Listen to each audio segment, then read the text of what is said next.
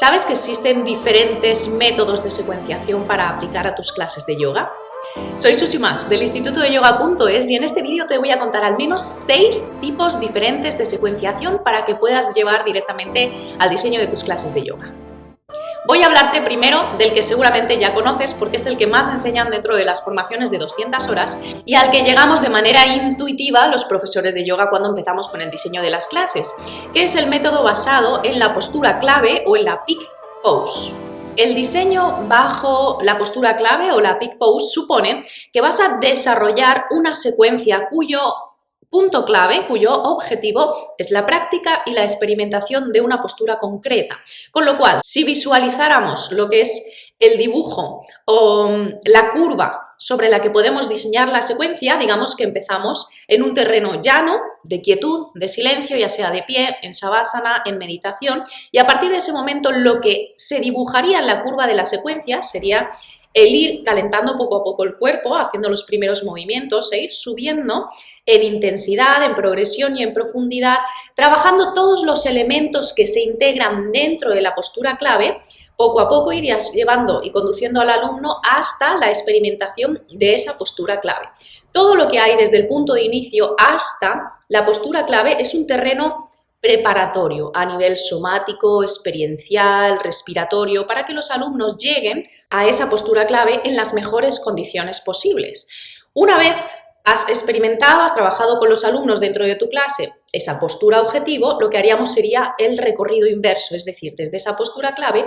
iríamos descendiendo en intensidad, en profundidad, quizá compensando un poquito, depende de la postura que hayas trabajado en clase, hasta volver a llegar a ese punto de quietud igual que al inicio de la clase, ya sea Savasana, sea meditación, sea pranayama, de manera que lo que se dibujaría en esa secuencia basada en una postura objetivo es una curva muy suave que va ascendiendo hasta llegar a la postura clave y desde ahí va descendiendo. Esto, como te digo, es lo primero que nos enseñan en las formaciones, la más recurrida, la que nos ofrece más posibilidades al inicio de nuestras clases de yoga para ir experimentando cómo nosotros mismos podemos ir conduciendo a los alumnos a través de una progresión cuidada hacia diferentes posturas clave, las que nosotros decidamos, y también es, como te decía al principio, ese modelo de secuenciación al que llegamos nosotros de manera intuitiva. La siguiente posibilidad de secuenciación es una muy similar a la anterior, pero que te puede dar mucho juego, que es la secuencia basada en dos posturas clave o la Double Peak Pose. Esta es muy parecida, es decir, la curva que desarrollaríamos al secuenciar esta clase sería la misma, iríamos subiendo. Piensa que esa subida hacia la postura clave tampoco tiene que ser muy acentuada, ¿de acuerdo? No tenemos por qué volvernos locos creando un pico muy acentuado dentro de lo que es la intensidad o la profundidad de nuestra secuencia. Más bien es como una pequeña curva, ¿de acuerdo? En esta posibilidad lo que hacemos es ir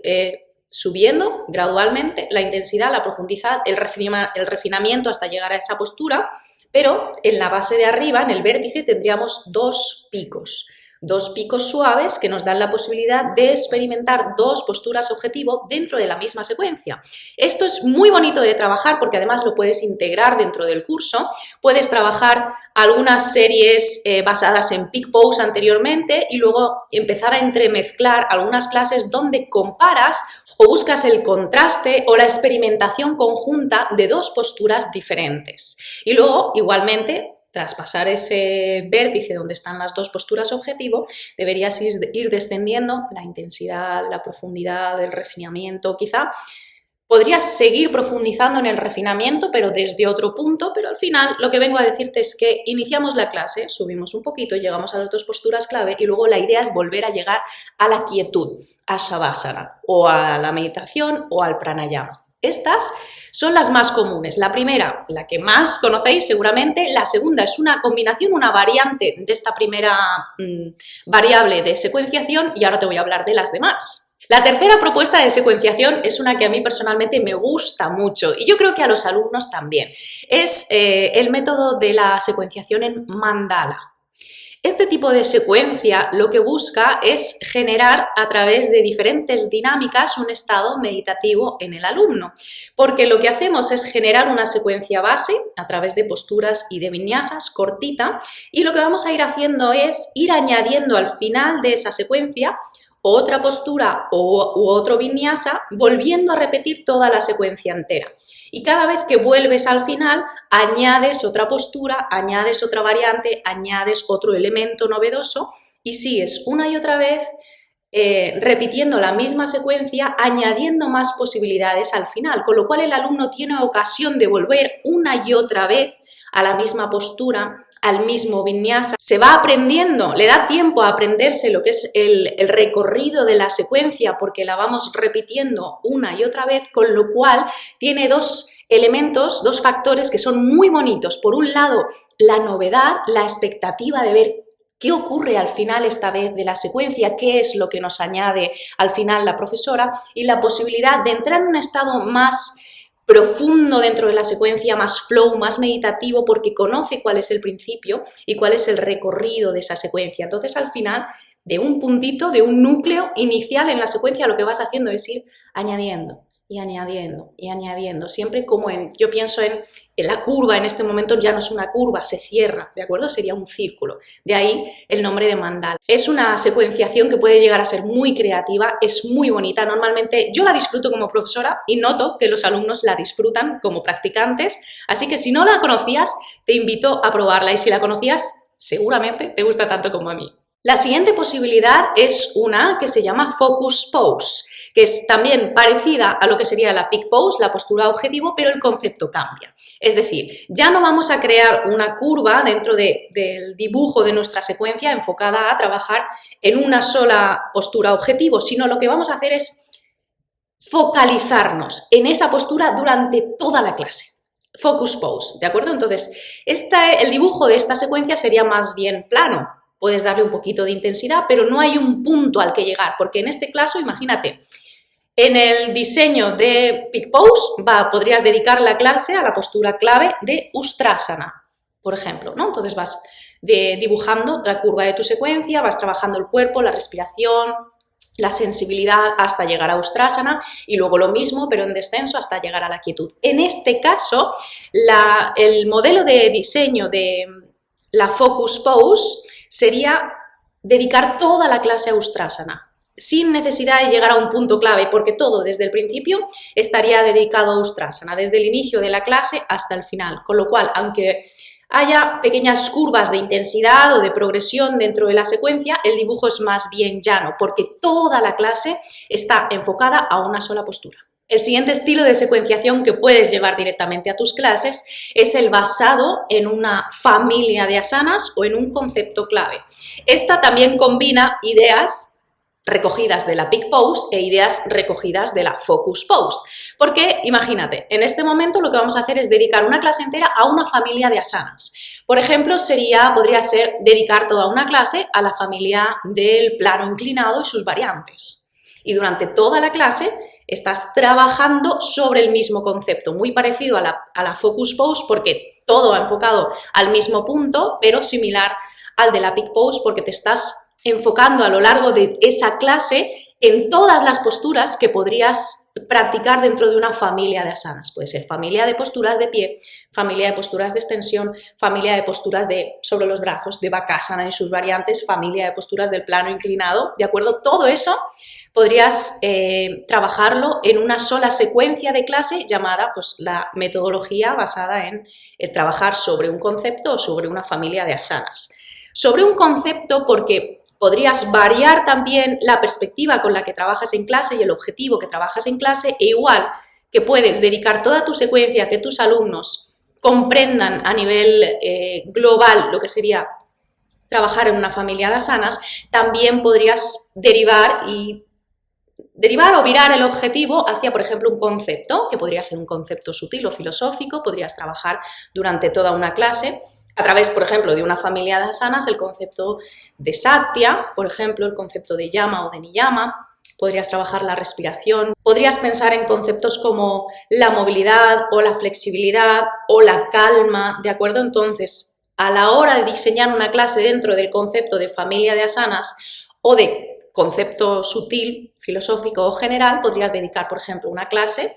a todo lo que sería trabajar la familia de las posturas de flexión sedente, o podrías trabajar una clase basada en el concepto de la respiración yógica. Podrías dedicar la clase a un concepto como por ejemplo la calma, o podrías dedicarla a un concepto como por ejemplo la sensación o el refinamiento acerca de Mula Bandha, ¿vale? O la respiración en general. Dentro de estas dos variables también podrías combinarla, no tienes por qué quedarte solo en un elemento sutil porque el soporte